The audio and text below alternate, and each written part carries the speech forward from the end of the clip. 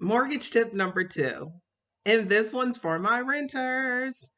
So it's time to become your own landlord. And you're probably like, Shanee, I don't want to buy a property. I don't want to own a property. And I respect that. But bear with me, if you will, for a moment. I want to tell you a story of a good friend of mine. A good friend of mine, just this year, after living in this lovely quad fourplex, 4-unit building, whatever you want to call it, one day received a knock on her door. The knock on her door announced to her that the previous owner had sold the building. The new owner would be occupying her unit and gave her a 90-day notice to move. Now, in that conversation, they said, look, we'll provide you rental assistance and helping you find a new place with moving. And she was like, oh my God, they're going to help me find a new place to live. Guess how much money that was? $1,900. So let's see what she got. After 10 years of helping the owner pay their mortgage, she got $1,900.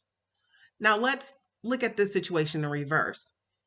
Had she been her own landlord and was paying a mortgage company instead of an individual, if she decided she wanted to move, she could sell, make a profit, or she could rent that house to another person and have another stream of income. Look, it's easier said than done being a landlord, and that is not for the faint of heart. So I'm not telling you to go out there, buy 10 properties and become a landlord, but I'm saying it's time to fix your rent. The next reality she faced was that rental rates are high right now. Uh, according to a survey done by Jumper in the United States in 2021, rents on a 1-bedroom rose on an average of 11.6%. On a 2-bedroom, it was 13.6%. And whereas it's projected that housing rates, as far as sales prices, will slow and steady going into 2022, not the rental market. The rental rates are projected to go up 7.1% or higher. It's the next frontier that's being watched in real estate. So, how do you fix your rent? It's simple. You buy a property.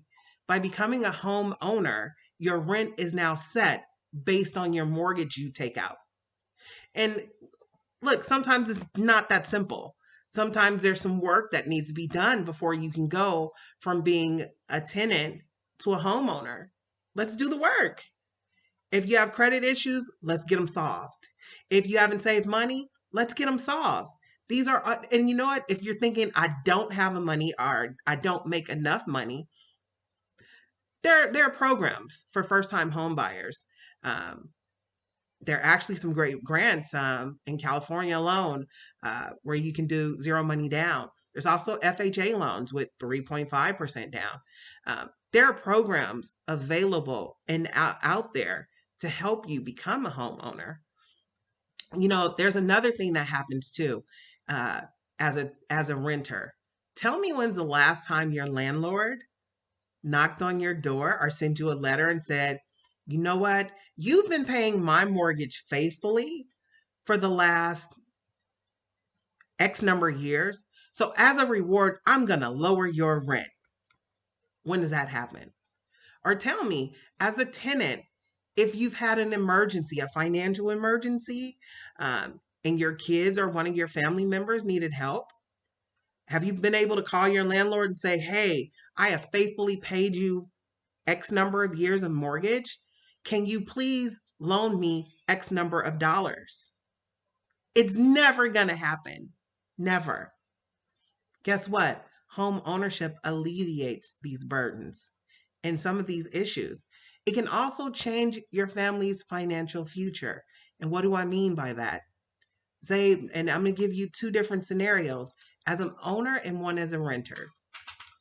As an owner, you live in a house for 20 years and raise your family. Your kids are now ready to go to college.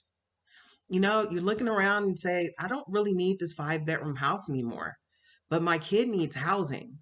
So what if you were able to sell your current residence, downsize to a smaller house, and also take some of those profits to buy them somewhere to live, so that one of the biggest burdens of paying for college, housing, is now resolved.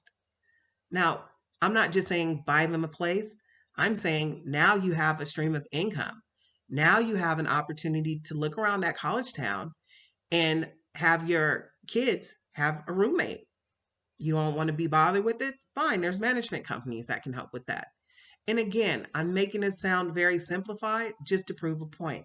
Now let's reverse that scenario. And now you are a renter. You have rented this beautiful house for 20 years. You have a ton of memories, but now it's just too big. And it doesn't make sense for you to continue to spend that sort of money on rents. So now what do? You move. What do you get for moving? Nothing. You get to get a truck, load the truck, and move. And when you move, guess what the landlord says? We appreciate you for paying our mortgage for the last 20 years. Now we're going to prep this for the next family to come in. It's just a scenario, food for thought. That's mortgage tip number 2. See you again tomorrow.